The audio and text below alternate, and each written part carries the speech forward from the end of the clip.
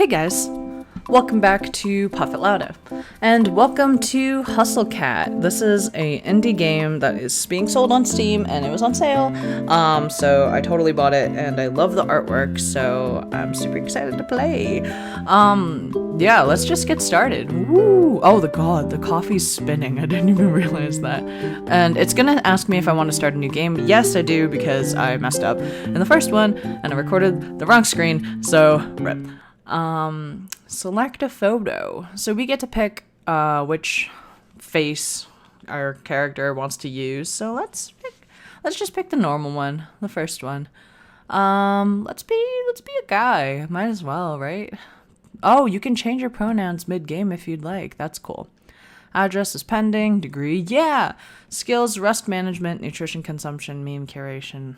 Oh god. Greg's list. Look at the top left. It's so dorky. If this is your resume on something, that's a mistake. Oh, and I'm voicing it, so here we go. I think I fell asleep on the couch again. Oh.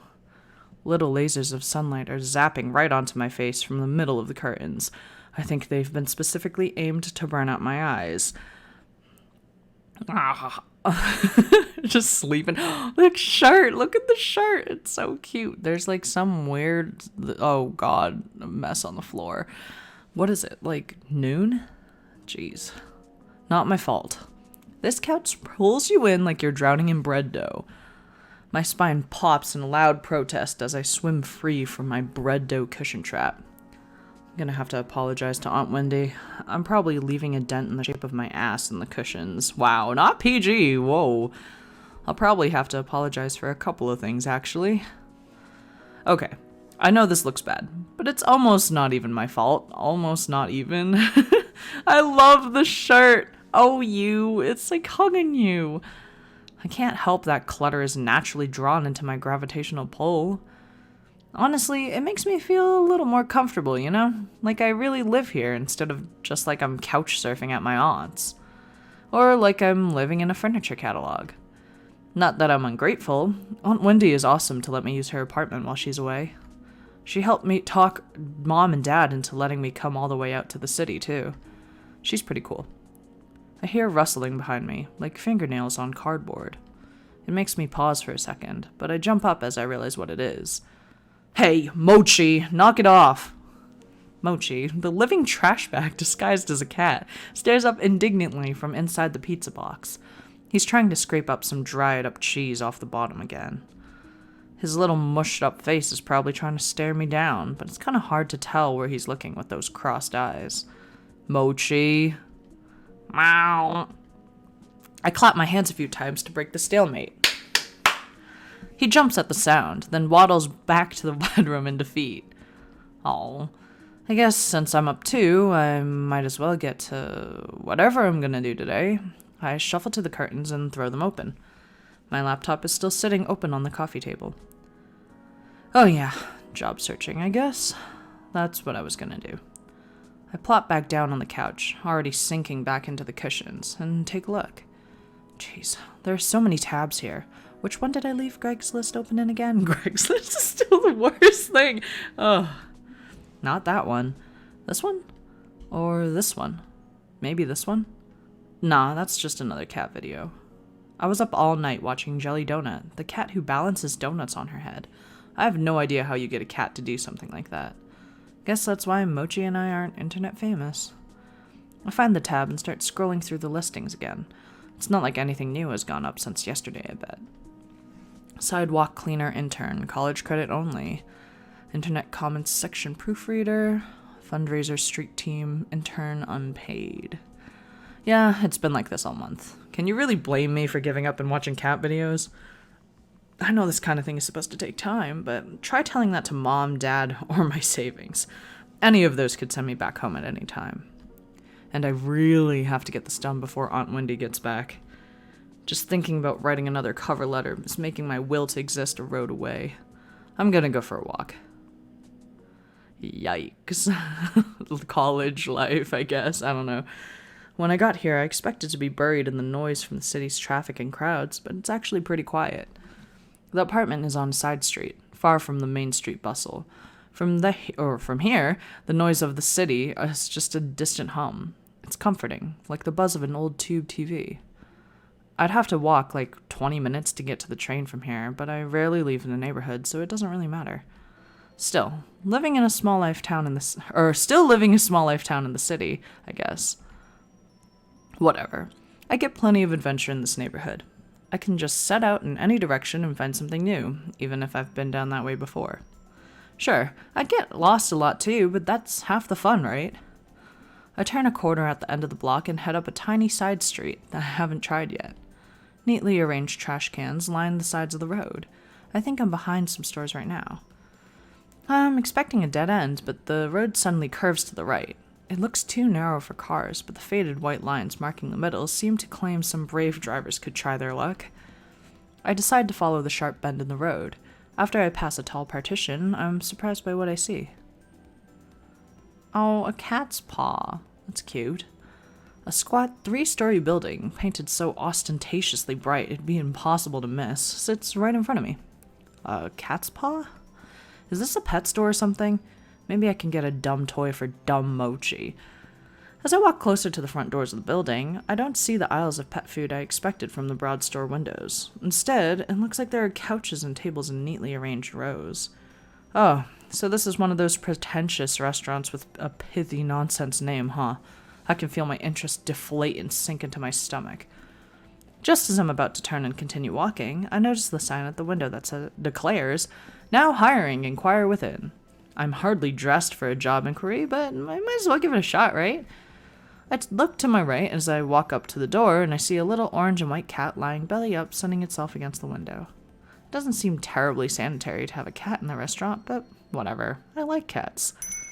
Bells tinkle delicately as I tug on the handle. The heavy door creaks open. This place is so classy it feels fake. Looks like a game board exploded in here. Wait, hold on, let me try that again.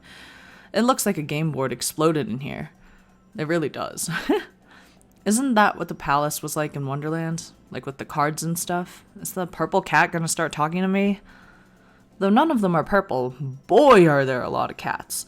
I think I can count at least 8 right off the bat. They're all over the place, romping around the floor, sleeping on some of the built-in structures in the walls. Oh my god, some of them are so cute. Ugh. I've barely had time to take it all in when I hear a voice call out to me. Welcome, please sit wherever you like. Why do I always go to Mickey? I shuffle in place for a moment, at first unsure of where the voice came from, then of whether I want to sit or if I want to keep this strictly business. Actually, I start at the source of the voice looms into view. Whoa, hello! He appears suddenly from the second-story landing and covers the length of the floor in a few long strides. Oh god, what voice should I do? You look confused. Is this your first time here? Would you like me to explain a bit about how the cafe works?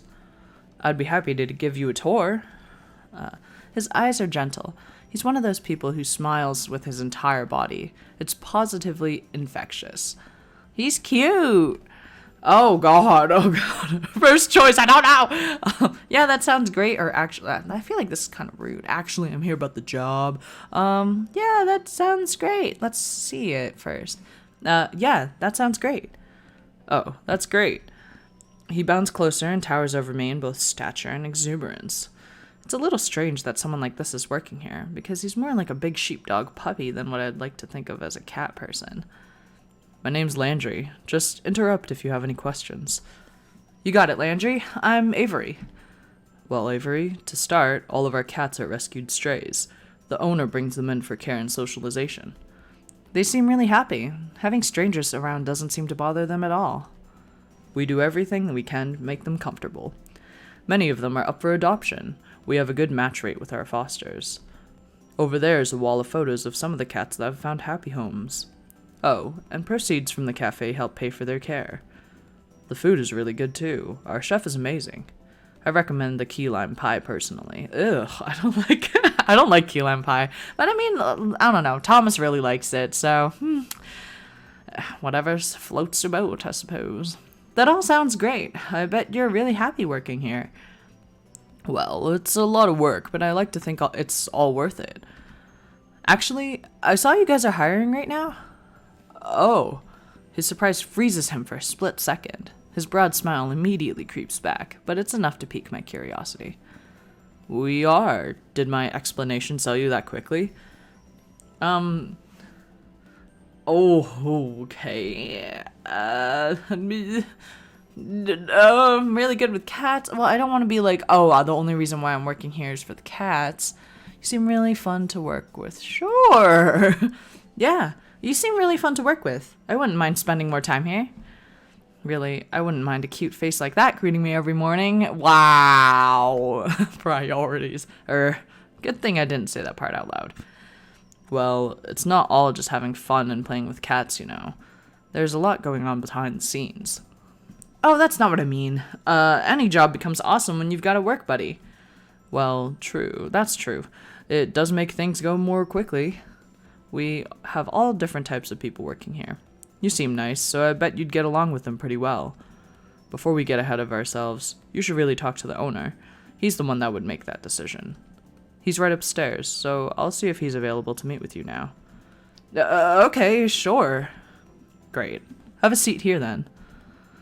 Landry leads me to a seat on the plush couch that spans the length of the wall. I oblige, careful not to look too casual. I'm here on business, after all. Do you like coffee? Would you like some? That would be great, thank you. Light and extra sweet, please. He disappears through the open archway around the corner. A Siamese cat timidly peers at him as he goes, then at me with a wide-eyed, worried look. Oh my god, why is it so afraid? I give it an awkward smile and nod before I realize I'm treating a cat like a stranger in an elevator. Landry reappears a moment later, carefully balancing a black and white saucer, which in turn balances a stout white ceramic mug. The tiny creamer almost disappears in his large hands. He gingerly places them in front of me, careful not to spill anything from either. I put a little bit of milk and sugar in there for you, but I brought some more if you don't like it. Oh no, it looks perfect. Thank you. I'm glad to hear it. I think we drink our coffee the same way then, because I made it the way I like it. You have excellent taste. I take a careful sip of the coffee as I watch Landry take his long strides into the back of the cafe. He really covers a lot of ground. He's not even moving that quickly. It could use a little more milk, though. I guess I'm not good at being an adult yet. I don't like that it still tastes like coffee. I pour what should be a little splash of extra milk, but half the creamer's worth spills in it. It almost overflows. I dive forward and gulp a mouthful from the side before I dare to lift the mug and drink like a civilized person. Meow. This cat's looking at me like it's offended by what I just did. What? Like a cat knows anything about coffee? Landry's gone long enough for me to nearly finish the mug. Just long enough for me to wonder where everybody else is. The Siamese cat's still staring at me.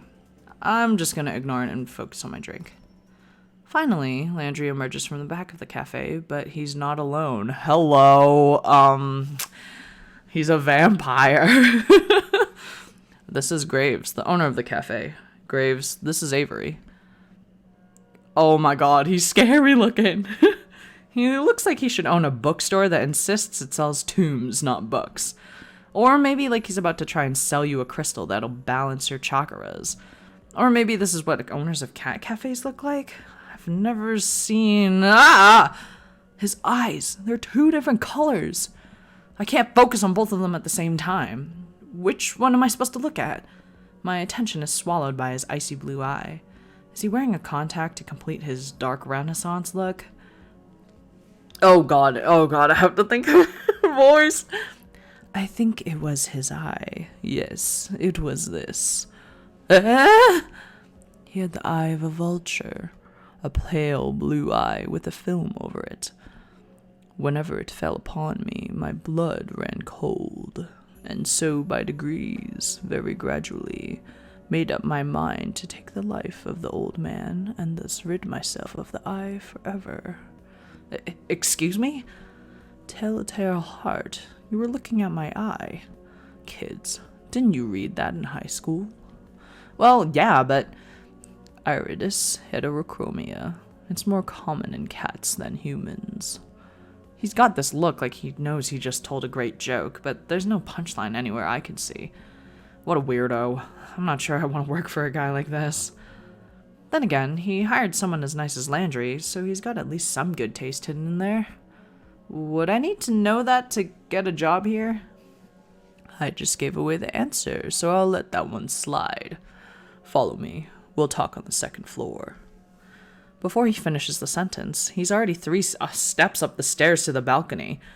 I shake my head a little and follow him. After all, I really need a job. Well, that's terrifying.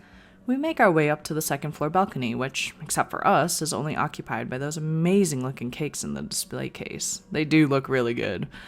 I wonder if I can get a slice on my way out. Graves leans down over the balcony of the cafe and raises his voice to the people below. Or to the cats, I guess, since cats are the only thing I can see from here. Hayes, will you get us some coffee? Is that the chef? I haven't seen anybody here besides him and Landry. Oh, I already had a cup. Is that going to stop you from having another? You can't have enough coffee, especially when Hayes is the one making it. I don't think I've met Hayes. You may have. You might not know it yet. Graves folds himself into the slender chair at the corner table. He pushes the opposite chair away with his foot, nudging it just enough to turn it towards me. Come on, sit down. Let's talk. I like how it's just picture get, like constantly. You don't have to be so stiff. Interviews are boring. Make it interesting for both of us. No pressure, huh? Graves sits with this sort of grim pomp. That's weird. Like he's sitting in a skull throne and a raven's going to land on his shoulder at any time. Maybe more like he's about to roll a die with a lot of sides. He looks like a nerd. Like he's like a DM. I don't know. I bet he's a nerd. Same. I take the seat across from him. Just so you are aware, we aren't starting without coffee. Okay. You can talk, of course. I meant the interview. Okay. Out of the corner of my eye, I notice a tiny slip of a blonde man standing at the balcony entrance. Ah! I jump a little. When did he get here? I didn't hear anybody come up the stairs at all. Is this guy a ghost? Graves looks like the type to hire ghosts. He looks terrified by my shout. I think I scared him more than he scared me. Gingerly, he sets 2 mugs in front of Graves. Thank you, Hayes, but you should give Avery the other mug. He sounds like he's reminding a child to say thank you. Of course. Hayes glances up at me. Our eyes meet for a millisecond before he suddenly finds something very important to focus on downstairs. He pushes the cup towards me without looking back up. Thank you? Graves' ring clacks against the porcelain of the cup as he takes a drink. I'm putting in these, like, my own little sound effects. Perfect, as always. I don't know what I did without your coffee. It's nothing special, really. He talks like it's the first time he's spoken today. Quiet and a little hoarse. If that's all, I'll go back to the cats. That's fine. Hayes slips back down the stairs just as quietly as he arrived. Whoops, I can't speak. That kid would make a great ninja.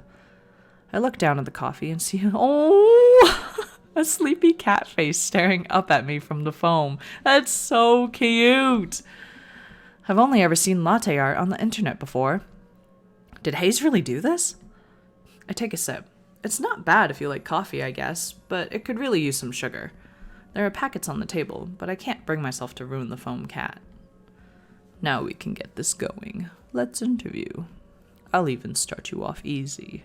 What's your favorite breed of cat? Oh god, I'm not ready. Oh god, there's so many options.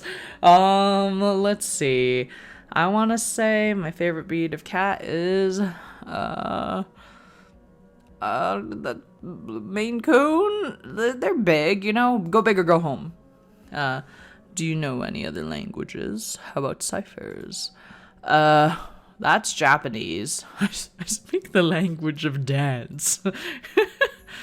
What marine animal would you say best represents you? The shark? What genre of music would you use to describe your work ethic? The punk, I'm not just resting. On a scale of 1 to 10, rate me as an interviewer. You're trash. No, I'm just kidding. Just 7.5. I don't know. I don't want to say 1. Draculas or teenaged wolves? Teenage wolves. Just kidding with that last one. Interesting. Good. I like interesting people. He leans forward, appraising me with this terrible smirk on his face. He's like the cat who ate the cannery. Get it? Ha. Maybe I don't want to be interesting by his standards, but it feels kind of flattering nonetheless. Thank you. You start tomorrow. Wow, great. Thank you. Don't run off yet. I have paperwork for you. Oh, yeah, of course. Graves pushes away from the table, coffee cup in hand. He nabs at my saucer, even though I'm not quite finished, and slinks down the stairs. Rude. He returns as if he'd never left, trading the empty coffee cups for a small stack of papers and a pen. He places them in front of me. So, what will my job be? We'll see. Did he just hire me with no position in mind? Is this how that guy usually works? I feel like I'm in a daze. Too much information and too much coffee. I take the papers and skim them, signing pretty much anywhere I see an X in a line. What's it all for, and why is there so much? Probably taxes and stuff, I don't know. And who cares? I got a job! I push the papers back towards Graves, and he eagerly scoops them off the table. Perfect. We open at 11. Be here at 8. We'll have you help with the morning prep. My displeasure must be pretty apparent, because his mouth cracks into another smirk. You can work a later shift after training. You won't have to deal with those cursed mornings for too long. Okay, that's fine. Now go. I have a lot of work to do before tomorrow. You'll need to get to work fixing that sleep schedule of yours. Okay. He seems lost in his own world now, poring over the paperwork I just filled out. I guess there's all sorts of tax stuff you have to deal with hiring people. Why would he want to do it so casually? Also, why would Avery sign the papers without reading what it says? I bet you that this is going to be a problem later on. It's going to be like, you owe me $1 million. All right. Actually, and we're going to stop here because we're about at that time. So I hope you guys like this game so far. I'm super curious as to what will happen. I'm going to save over this because this is where I messed up. So we're going to overwrite this. And I will see you guys in the next episode.